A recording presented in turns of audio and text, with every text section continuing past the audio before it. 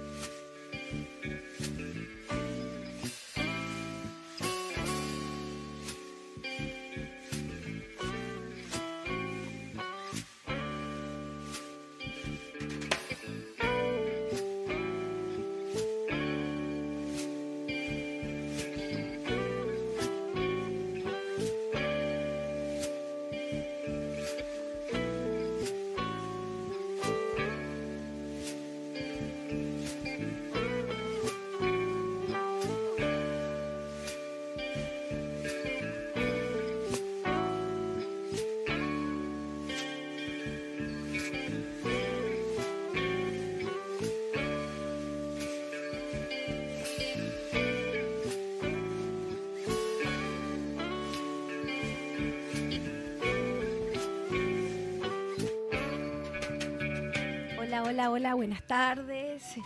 Damos comienzo a Radiofonía, como todos los martes a las 16 horas. Esperen que bajó el celu. Las notificaciones. Las notificaciones, por favor. Bueno, me acompaña mi compañero, mi coequiper. ¿Cómo andás, Marta? Martín ¿Todo bien? Acevedo. Aquí estoy, Martín Miguel. Martín Miguel, ¿sos? Martín Miguel soy. Bueno, tenemos otra coincidencia con nuestro invitado Con del día de Miguel. hoy, que también lo saludamos, Miguel Lares, que parece que no tiene retorno. Espera, vamos a ver temas técnicos. ¿Ahí tienes? ¿Escuchás, Miguel, o no? Bueno, vamos a la tanda y si querés y volvemos con todo. Volvemos.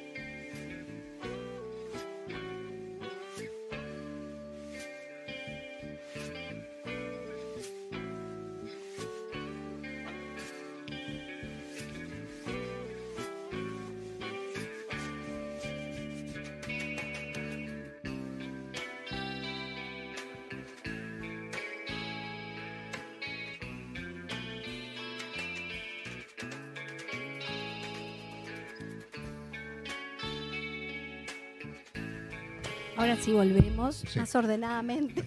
Ahora, No sé otra si cosa. son mejor Perfecto. o peor. Bueno, Miguel, bienvenido nuevamente, una vez más, a nuestra casa. Bien, muchas gracias por la invitación. Un gusto estar aquí conversando nuevamente con ustedes. Y en esta ocasión, por primera vez, con Martín. Con Martín. Los Migueles. Los Migueles. Bueno, qué programa, ¿eh? Ahí estuvimos armando un poquito en el bar Cortázar, que es nuestra previa, nuestro búnker previo, y la verdad que me cayó bien Miguel. Lo voy a decir ahora. Públicamente. Públicamente lo voy a ¿Le vas decir. declarar? Sí, amor? le voy a declarar mi amor. Creo que ha sido mutuo, ¿eh? Así que estamos en correspondencia amorosa. Gracias. Bueno, Transmisión en psicoanálisis es el programa de hoy. transmisión en psicoanálisis. ¿Querés leer un poquito una síntesis del currículum de Miguel? Ahí. Lo vamos a presentar. Sí, preséntalo formalmente. Yo creo que... Miguel Jorge Lares se graduó como psicólogo en la Universidad de Buenos Aires para luego dedicarse a la práctica y transmisión del psicoanálisis.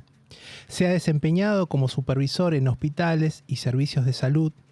Ha participado en equipos institucionales de crisis y externación, como admisor y coordinador en el área infanto-juvenil. Ha sido profesor invitado en universidades de Chile, Colombia y México.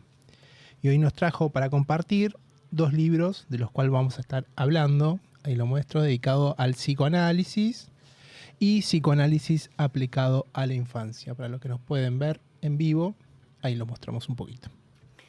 Bueno, Miguel, vamos a comenzar. Yo tenía tantas ganas de tener esta conversación con vos que vamos a ver qué resulta, qué sale. Hace mucho que nos estamos mensajeando y que yo voy pensando cosas. Siempre te digo lo mismo y lo quiero decir públicamente, así como Martín declara. Siempre que hablo, que tengo la oportunidad de conversar con vos, me surgen miles de temas para preguntarte. Me costó mucho hacer la selección de lo que te quiero preguntar. Nos queda un programa que por ahí la gente espera, que es específico sobre la clínica con niños, ¿no? Como la niñez y toda esta cuestión que vos trabajás tan bien. Pero bueno, hoy tenemos un programa que va a ser un lazo entre estos dos libros, entre tu experiencia dando seminarios en Latinoamérica. Y quiero comenzar. Este libro se llama Dedicado al psicoanálisis por una anécdota de Jorge Fuckelman, en donde, bueno, él responde así curricularmente, digamos, o sea, en vez de que haya un extenso currículum, él responde así. Quiero que me cuentes algo de esa anécdota. Ese dedicado al psicoanálisis también vos lo trabajás acá en este libro, en este otro libro, esta transmisión. También vos rescatás la voz de Fuckelman. Y quiero que nos cuentes cómo es si para vos, cuál es la importancia de esta transmisión textual, digamos, y si hay alguna diferencia con la transmisión oral, si es necesario, bueno, por ejemplo, para lo que no, el otro día que nos encontramos, yo te decía que no pude escucharlo a Fuckelman en vivo. Yo soy de la generación de analistas que, bueno, yo tuve la oportunidad de verlo una vez, nada más, y escucharlo una vez. Antes de, a pocos días él falleció. Pero hay toda una generación de analistas que sí, lo ha escuchado. Nosotros somos analistas que nos hemos formado con analistas que se han formado con Jorge. Y vos tenés la oportunidad de ser de esa camada de analistas que se ha formado con él y bueno, y ahora además formás a otros analistas. Y quiero que me cuentes algo de ese linaje de transmisión, digamos. A propósito de la transmisión en psicoanálisis, esta obra que vos mencionaste, dedicado al psicoanálisis, lo inédito de Jorge Fuckelman, la editamos en julio del año pasado y viene a cerrar una trilogía de la enseñanza lacaniana que comienza en el 2011 con la edición de Conversaciones con Jorge Fuckelman, Psicoanálisis, Juego e Infancia, que es un libro que contiene la conceptualización de este psicoanalista que, tal como vos dijiste, Marta, ha sido referente de varias generaciones de analistas. Esas conversaciones reúnen una serie de encuentros que tuvimos con el doctor Fuckelman en su consultorio junto a la doctora Paula de Gainza. El doctor Fuckelman aceptó que nosotros nos reuniéramos con él durante un año, durante 8 o 9 entrevistas, en una experiencia inédita porque, tal como sugerías, Fuckelman había transmitido en forma oral durante toda su trayectoria y no había escrito ningún libro. Había algunos textos, artículos, no muchos, publicaciones en alguna revista de psicoanálisis, en alguna revista Vertex, y lo otro, bueno, circulaba bajo la forma de desgrabaciones y transcripciones. Nosotros nos formamos así, con desgrabaciones. Efectivamente, por intervenciones del doctor Fuckelman en hospitales y otras instituciones ligadas al psicoanálisis. Bien, te decía, una experiencia inédita, en principio que aceptara la idea de encontrarse en pos de un proyecto editorial. Cuando vamos a proponer la idea, sobre todo yo, pensaba que iba a decir que no. Y para nuestra sorpresa dijo que sí. Entonces nos reunimos en el 2010 con él, terminamos las entrevistas en octubre de ese año. Nosotros trabajábamos con Paula el manuscrito a todo vapor y le pudimos entregar ese manuscrito a Jorge en noviembre del 2010. Él aprueba el manuscrito, no muy entusiasmado, te diré, debo decirlo así, Después vas a contar cómo era tu relación con Jorge. Afectuosa y de respeto. Te decía, no muy entusiasmado quizás porque él declaraba que no le gustaba leerse. Entonces, lo que nos comunica es, el trabajo de ustedes ha sido excelente, dice, pero yo en realidad, como no estoy muy orgulloso de mi formación, tampoco lo estoy de lo que digo. Tiene una modestia Ujú. ahí muy visible, ¿no? Y muy declarada por él, testimoniada. Bien, el libro se edita en el 2011, pero tal como vos recordabas, y ayer fue que charlamos, Sí, ¿no? Sobre esta ayer. cuestión de que vos estuviste en la última intervención de Jorge, invitado por un grupo, creo que se llama Ensayo y Crítica en Psicoanálisis, 10 días antes de fallecer. Entonces, no tuvo en sus manos el libro. Bien. Nosotros a partir de esa obra que nos tomó en estas circunstancias en las cuales nuestro entrevistado ya no estaba presente. Bueno, tratamos de ir conectándonos con quienes eran allegados a la enseñanza, porque Jorge tenía un estilo que no generaba, digamos, un efecto de escuela o de institucional. Entonces, cada grupo formaba como un compartimento estanco. Ujú. Con lo cual nos dimos a la tarea, cuando presentamos el libro en el 2011 en la Biblioteca Nacional, de conectarnos con la familia, con discípulos, colegas. Bien, esa fue como la primera experiencia respecto a poner en valor editorial la transmisión de Jorge Fuckelman, que había transcurrido sobre todo en forma oral, casi exclusivamente.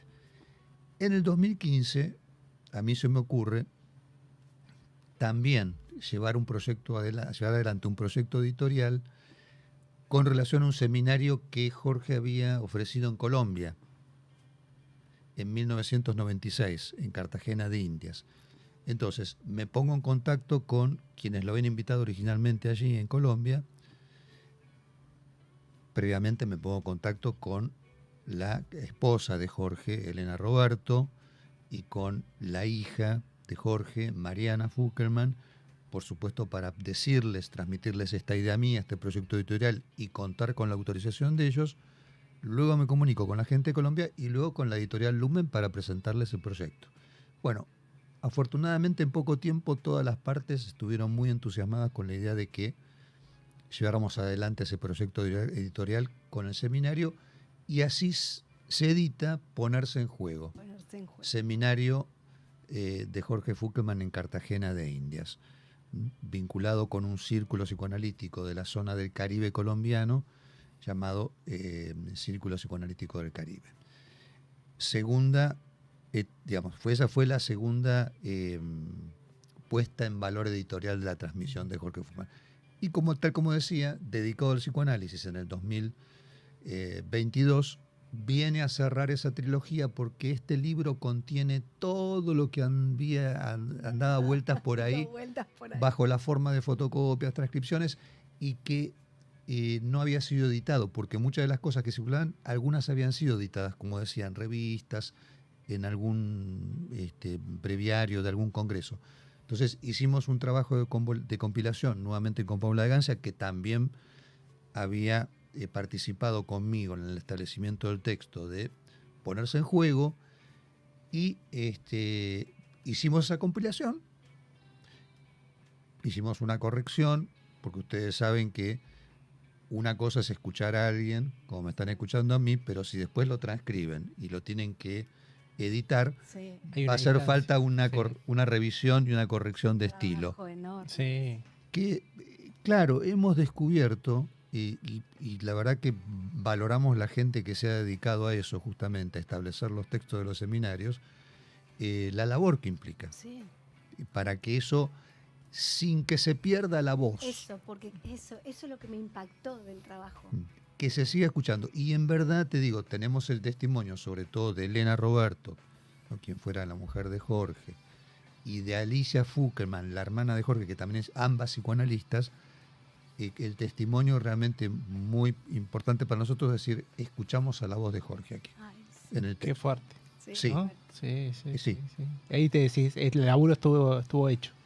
Y ahí tenemos como una confirmación de que arribamos a eso de que estábamos buscando, que era justamente, sin que se pierda esa voz, ese estilo particular, la cadencia, la melodía, la música de la voz del entrevistado o de la voz de quien impartió el seminario, que por otra parte pase a ser una escritura, ¿no? Un intento de escritura, y que permita leer el libro sin que se detenga la lectura, porque eso también es importante.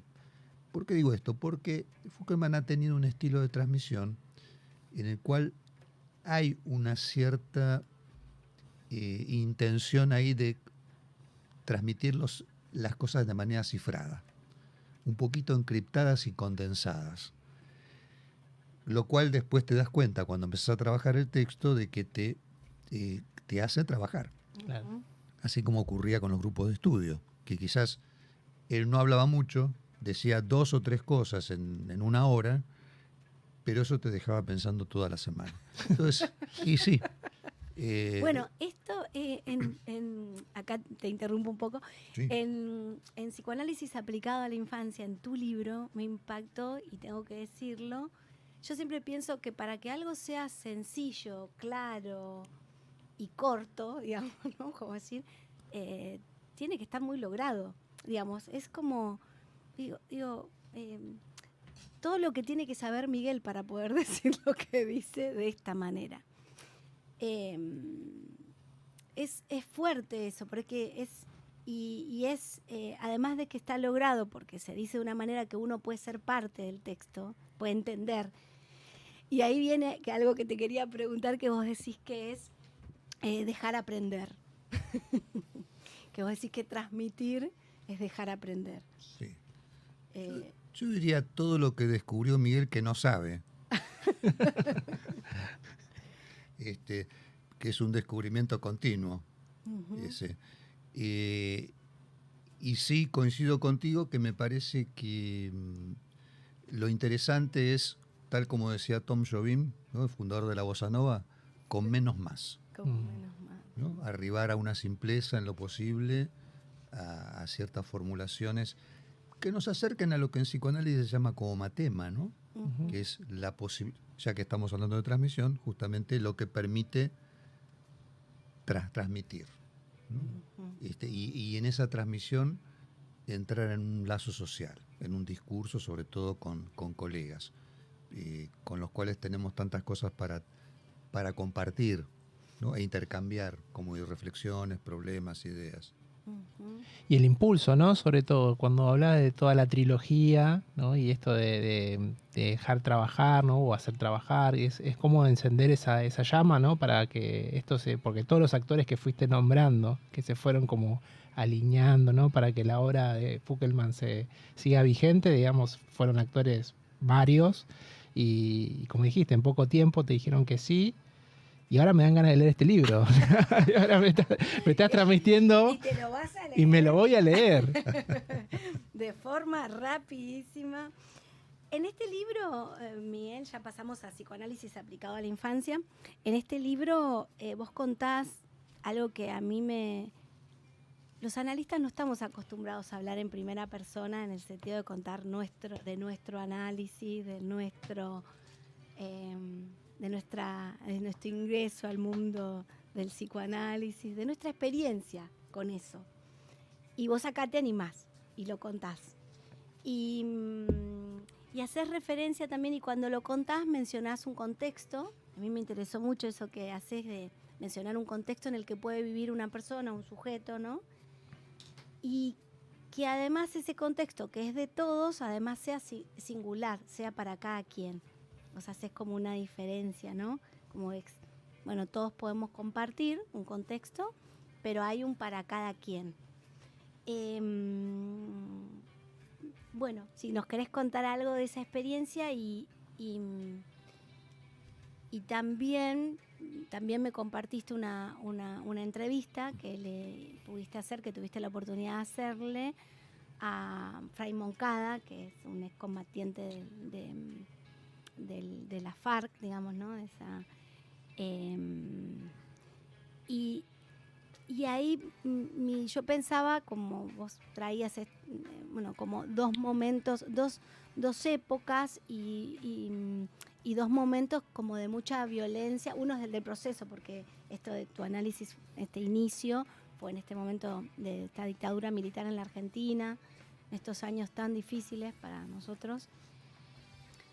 Acá puse, yo cada vez lo reprimo, ¿no? Eso de 1976 a 1982, y lo vuelvo a decir y lo vuelvo a decir, y se ve que esos años, o sea, yo nací en el 74, entonces hay algo ahí que sigue, bueno, operando, que me doy cuenta que sigue. Pero bueno, a lo que quiero,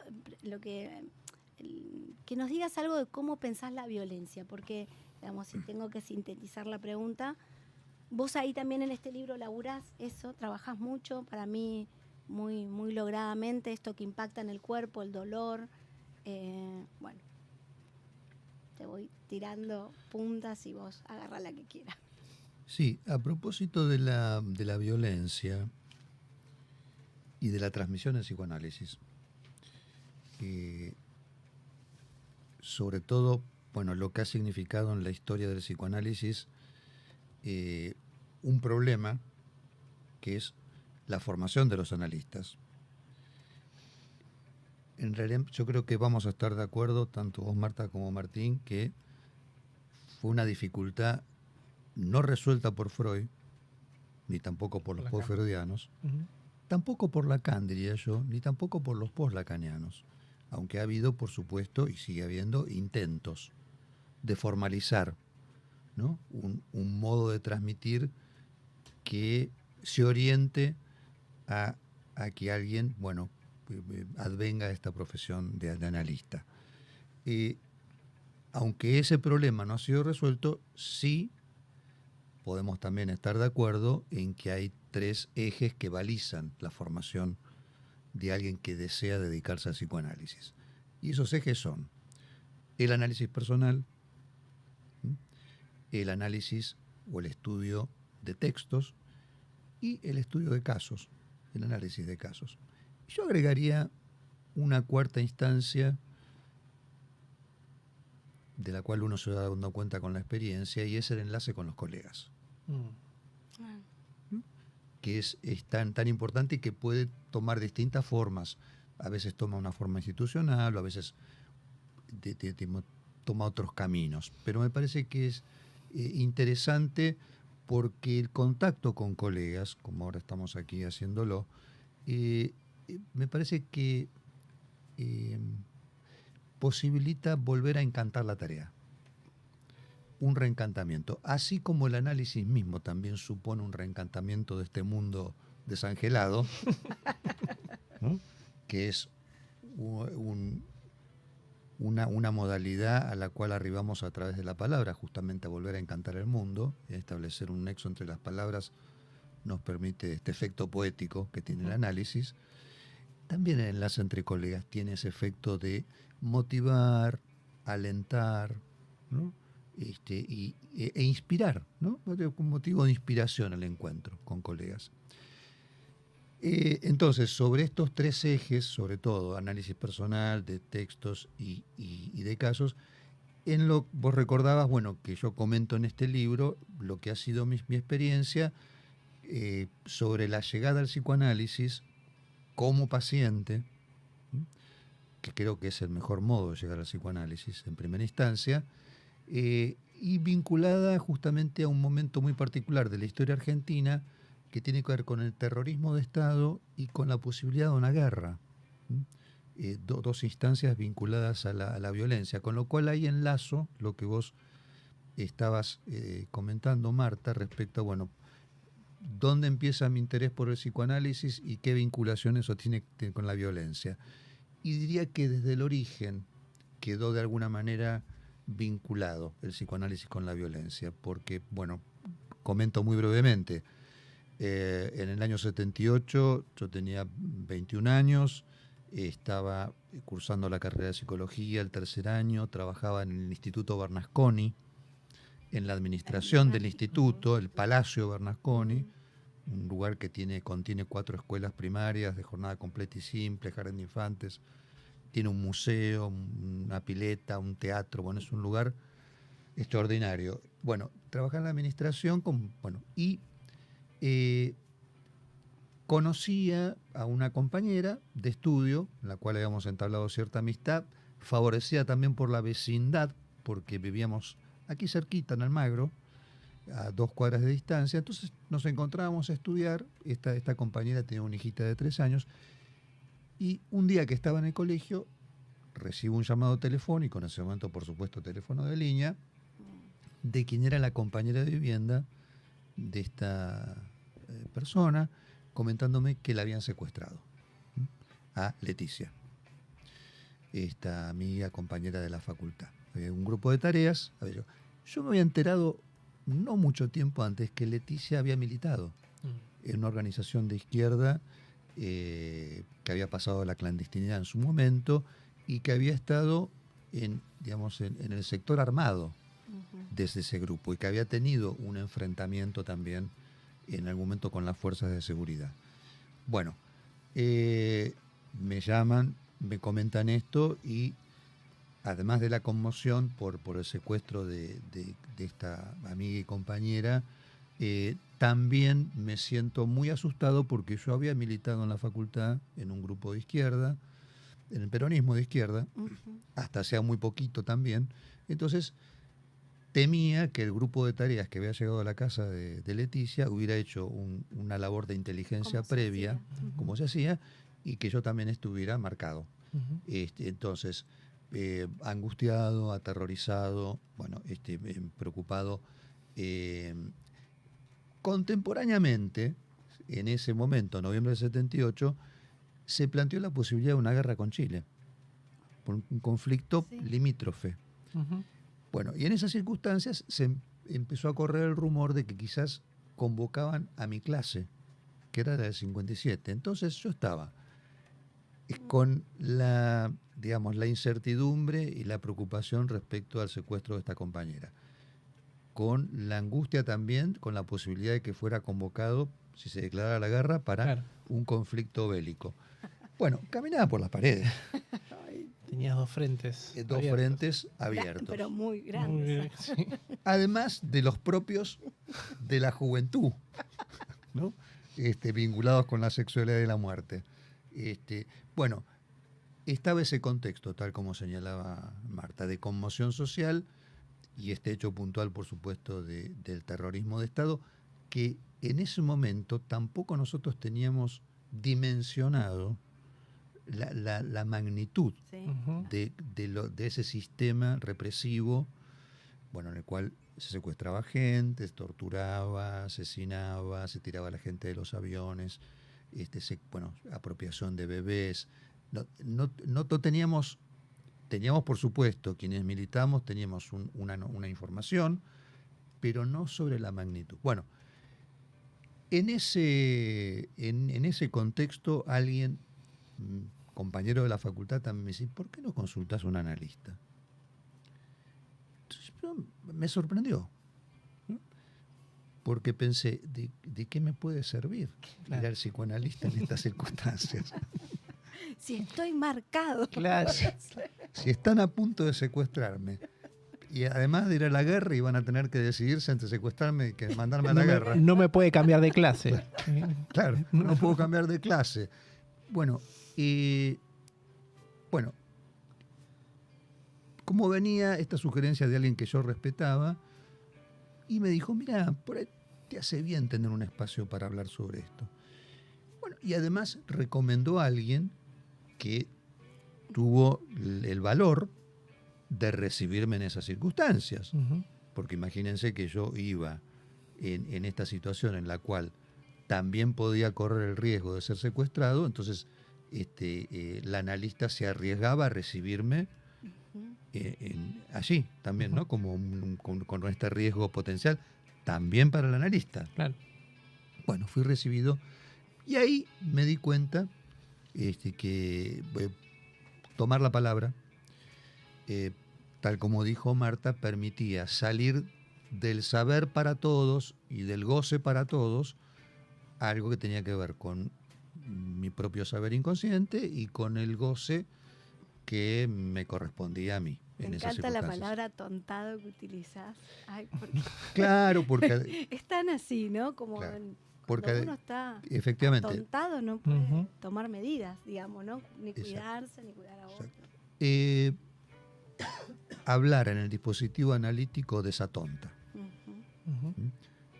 salvo que seas canalla y te atonta, ¿no? Tal como señala el psicoanalista francés, que lo que más se puede lograr de un canalla es atontarlo. Bueno, en este caso, como no estaba en esa área de la canallada, el efecto que tuvo tomar la palabra en ese contexto fue desatontarme y incluso tomar algunas medidas de precaución que no había contemplado. Y descubrir que justamente hablar me conectaba con una historia. Hace un ratito estuvimos hablando sobre la voz, con una voz que estaba escuchando y que me estaba contando una historia respecto del miedo y del susto que tenía.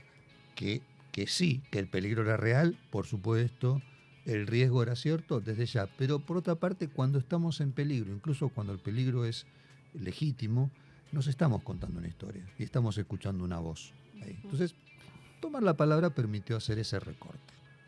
Y nos permitió a nosotros tenerte de analista, Miguel, que toda esta transmisión, algo bueno que tenga ese periodo, por favor. Bueno, Miguel, seguimos recorriendo un poco tu libro y me interesa mucho preguntarte algo así, ¿no? ¿Por qué es preocupante para vos este nexo entre las personas y los objetos? Ahí hablas del dolor, voy a decir, del consumidor, y a mí me interesó mucho del dolor del anonimato que hablas. ¿Por qué para vos es tan importante pensar estos nuevos discursos y estas nuevas relaciones que proponen, estos nuevos lazos? Y ahí también decís algo, el lazo con las otras personas, el lazo con los objetos, pero me encantó que dijiste el lazo con uno mismo.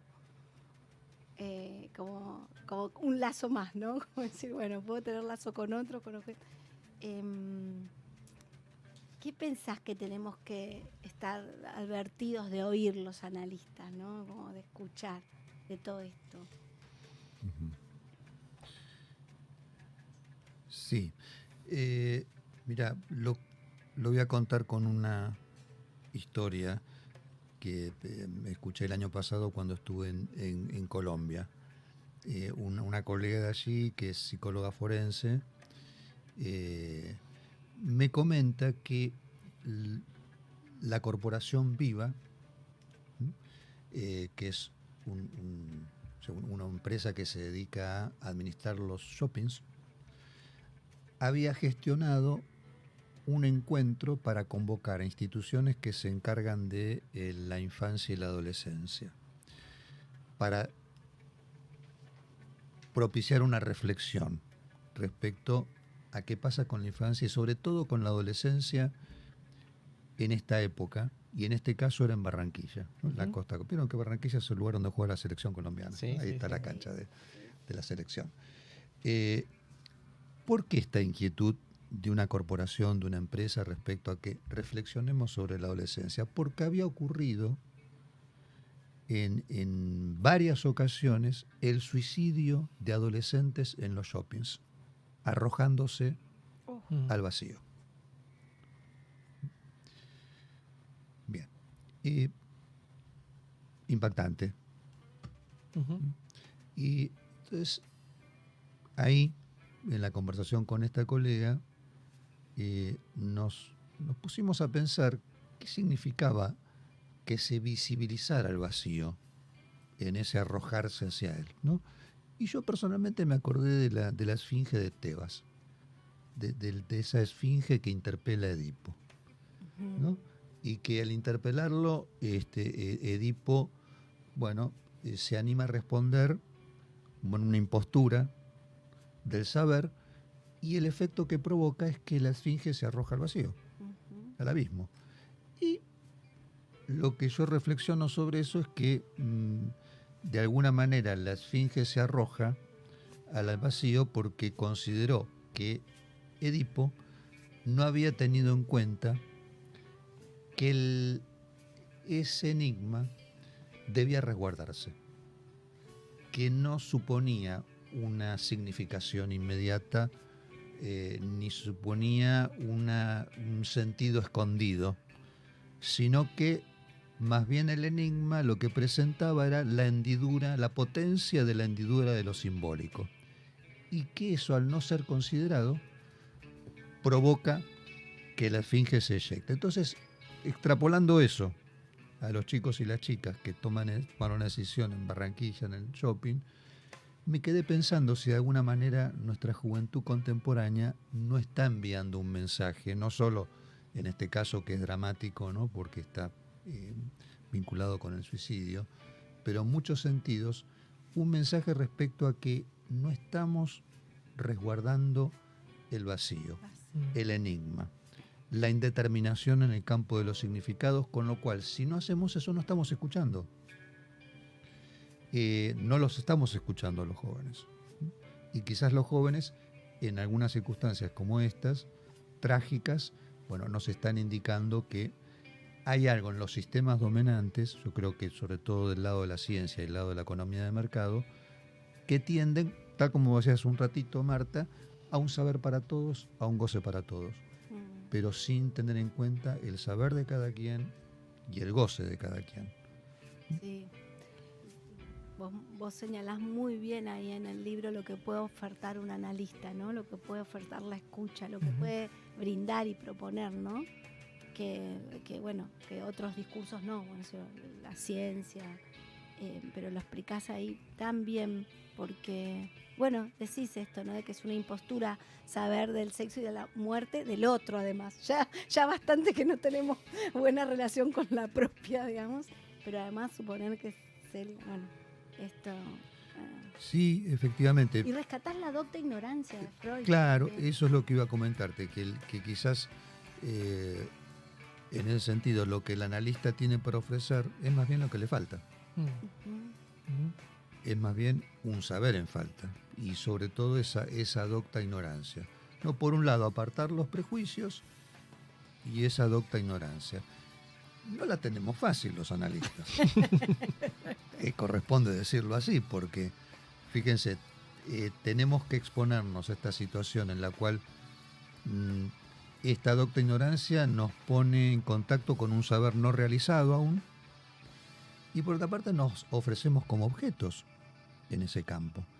Y hay que decirlo, es menester que hayamos recorrido un análisis justamente para poder haber puesto en activo esos puntos en los cuales fuimos objetos de la satisfacción parental, para poder después hacernos nosotros mismos objetos en los tratamientos, ¿no? Para el de la mirada o de la voz, o en el caso de las consultas por la infancia, pasar a ser un personaje, Me mata un objeto.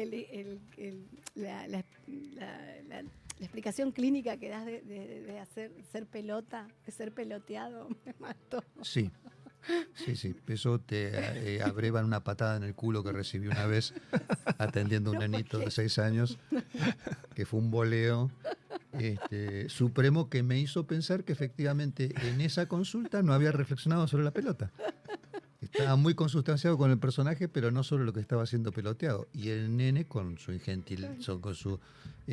gentileza que es propia de la infancia, me pegó una flor de patada en el culo. Y como para hacerme pensar, bueno, no, me parece que algo no estás teniendo en cuenta, y es el papel de la pelota en este juego. Muy bueno. Es interesantísimo. Miguel, te dejamos descansar un poquito, te convidamos con música. Y bueno, vamos a escuchar algo de música, Nachito.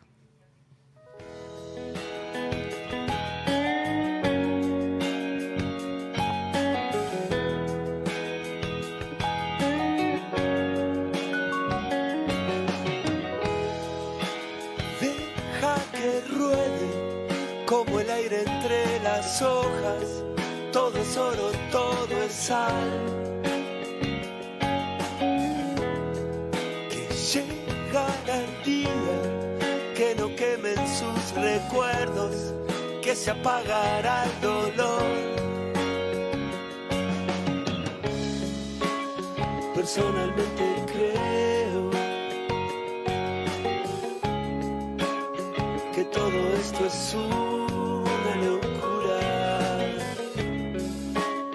Personalmente creo que todo esto es una locura.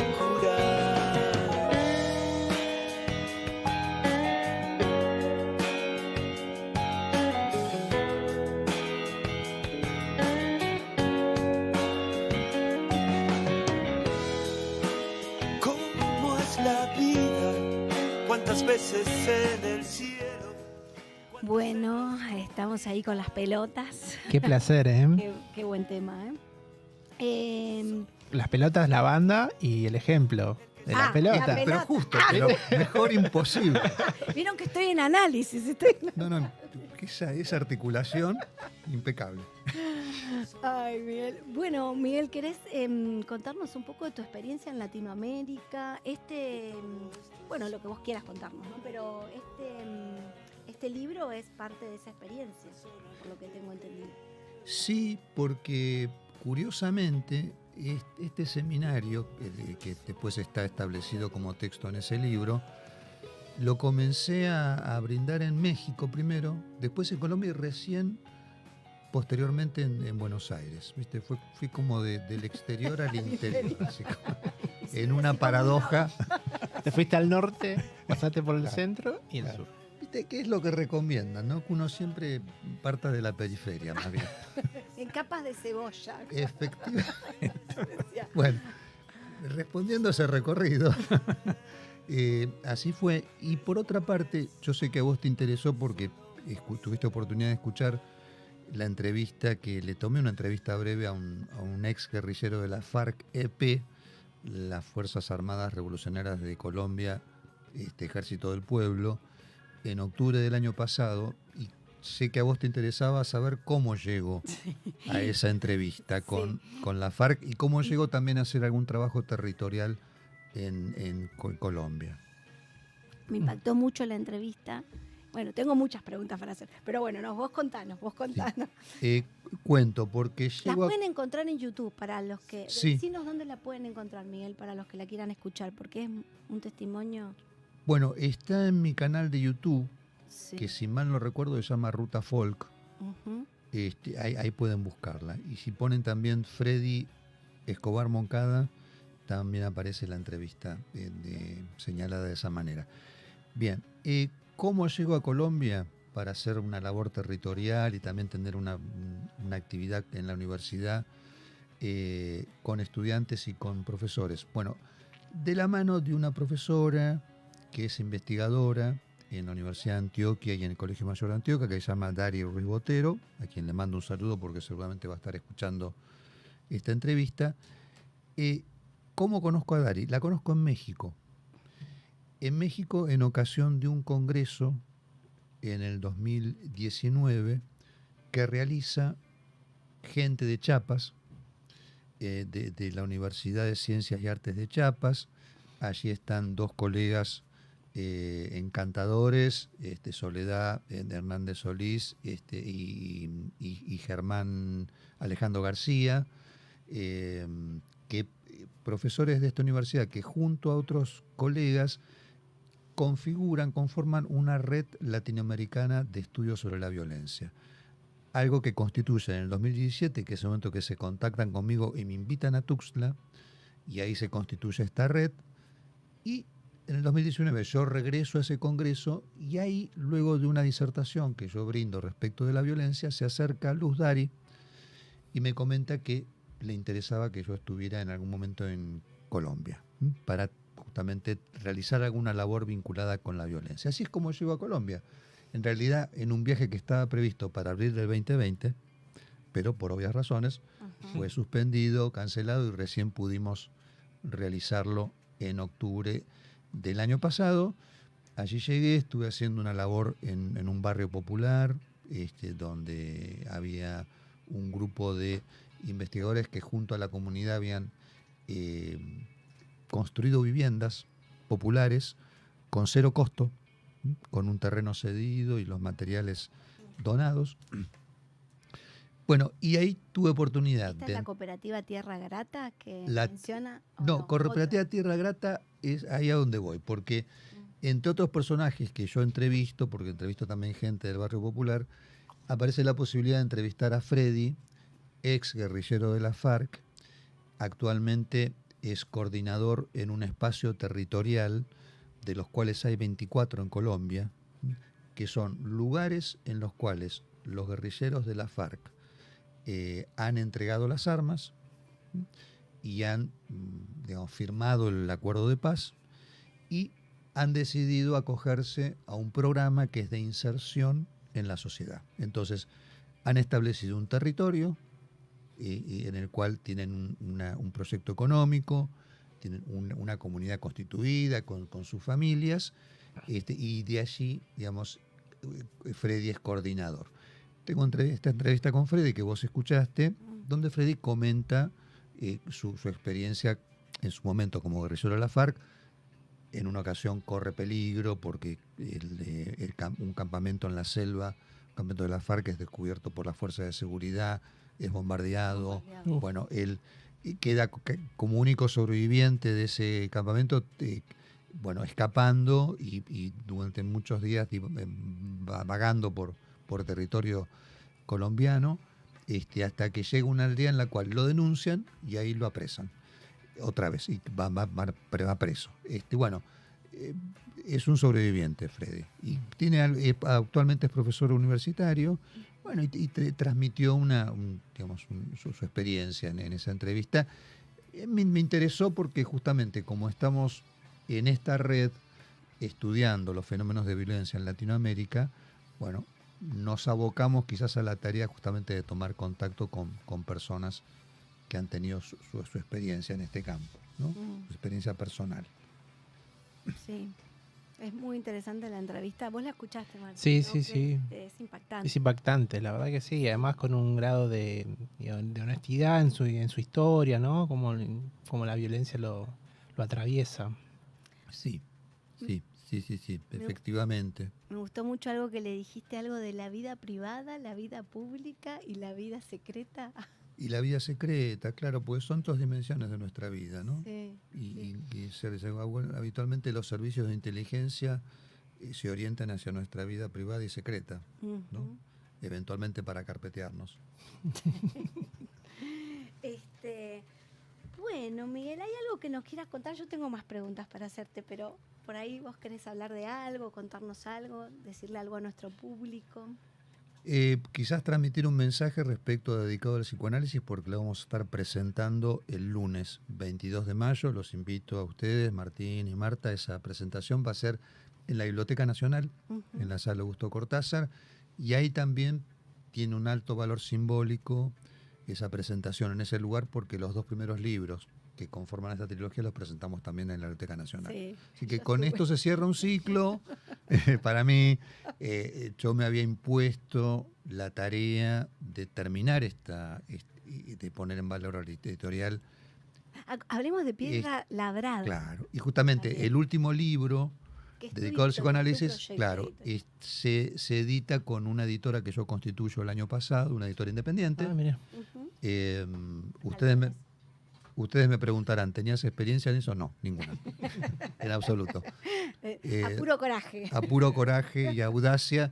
También con justamente casualmente la comunicación que nos transmite Lumen, que fue nuestra editora en 4 obras que publicamos allí el año pasado, donde nos comunican que ya no iban a editar, iba a continuar Lumen en su faz, digamos, ¿cómo decirte? Narrativa. Sí, como de librería, digamos, okay. Ya más como librería que como editorial. Entonces nos ofrecían, seguramente a nosotros en especial a mí, porque yo tengo un estilo de quemar la cabeza Entonces era Él es editor, dijo Lumen. Claro, entonces, claro, es como editor. yo año tras año reiteraba mis pedidos imperiosos de que pasaran la liquidación de las regalías. Bueno, entonces seguramente por esto Hay que hacer algo con esa existencia, te dijeron. hay que hacer algo con Bien, existencia. claro. Entonces me dijeron, le cedemos los derechos a mí y a Paula de Gainza de todos los libros, vuelven a ustedes los derechos, pues nosotros no vamos a volver a imprimir esos libros. Entonces fue la oportunidad también, como ya tenía el proyecto de este último libro, de constituir la editora para publicar dedicado al psicoanálisis y alojar los libros que ya estaban editados, con lo cual bueno, Lumen tuvo tuvimos un final feliz, digamos, en términos de contrato, una relación muy cordial y de colaboración de ellos también para que me pasaran, por ejemplo, un diagramador, la imprenta, Claro, esos tips para el editor, en una lid que yo fui de alguna manera transitando en estos años, porque tanto en México como en Colombia publiqué un libro en colaboración con colegas de manera muy precaria y muy artesanal, pero ya tenía de alguna manera un poquito el know-how. Así que bueno, ahora está esta editora que se llama Piedra Labrada Editores, donde editamos dedicado al psicoanálisis, este libro Psicoanálisis aplicado a la infancia y prontamente un seminario también, pero dedicado a la adolescencia. ¿Dónde se puede conseguir, Miguel? Es- Los oyentes que quieren adquirir un ejemplar. Es una gran pregunta esa, que encierra cierto misterio. Y lo dejas así, ¿viste? Y lo deja así, sí, te lo deja así. No. Bueno. No. No tenemos una logística, y cuando digo tenemos me refiero a mí mismo, en plural. Y Es un juego, lazo- es y un juego lazo- que somos muchos. Es un lazo con uno mismo. digo, así que- Claro, no tenemos una logística digamos, de distribución, porque no tenemos el porte necesario Sí, como para sí. eso. Entonces, contactándose conmigo, Sí. si ponen si ponen el nombre de los libros en internet, aparece un modo de comunicarse, pero pueden comunicarse a mi WhatsApp, y con las únicas 2 librerías con las cuales llegué a un acuerdo, A que buen no es de puerto. consignación, sino que es de venta directa, son 2 librerías que tienen su importancia y su valor simbólico, porque son las librerías que funcionan en la Facultad de Psicología, sede Sí. Independencia, Sí, sí. y en la Facultad de Psicología, sede Hipólito Yrigoyen, cuyos propietarios, Liliana y Juan Carlos, han tenido así la gentileza de recibir los libros y pagarlos cash. Bueno, Miguel, vamos llegando al final del programa. Te quiero decir que sos, para mí, esta palabra aplicado a la infancia, te quiero decir que psicoanálisis aplicado me parece que es ¿cómo decir? Hablando del coraje y de la osadía, ahí tomás un texto de Freud, también laburás un texto ahí en el libro, cuando Freud habla del psicoanálisis aplicado. Es todo un tema ese que podríamos tener otro programa más. Ya tenemos el de niñez, el del psicoanálisis, porque hay toda una cuestión de hay toda una cuestión que se dice si el psicoanálisis puede ser aplicado, viste que hay gente que Ujú. dice que no, hay gente que... Así que a mí me pareció una apuesta como fuerte, una apuesta ética ahí a que el psicoanálisis puede Sí, tener un lugar. Sí, la aplicación respecto de la infancia viene a cuento también, porque uno podría decir, ¿hay análisis en la infancia? Yo pienso que no. Lo que sí, si hay una transferencia, un análisis de transferencia, es relativa al juego. ¿Te están llamando Ahí así? sí. Sí. Bien. Sí. Bueno, y no al analista, Ya está porque de alguna transpirado. manera el saber queda resguardado en la infancia, en ese análisis, y el amor de los padres también. Entonces no hay una destitución del saber en ese proceso. Por eso también me parece que amerita esa palabra aplicación. Y ya abrimos la puerta para el próximo programa. Gracias, Miguel. Muchas gracias por la Miguel invitación, Lares, muchas Martín y gracias Marta. por visitarnos. Y bueno, esto Gracias, ha sido Nacho, todo. por bancarnos. Sí, Que esto ha ya sido- está transpirado. Sí, esto ha sido todo por hoy. Un Hasta beso. luego. Chau, chau. Beso.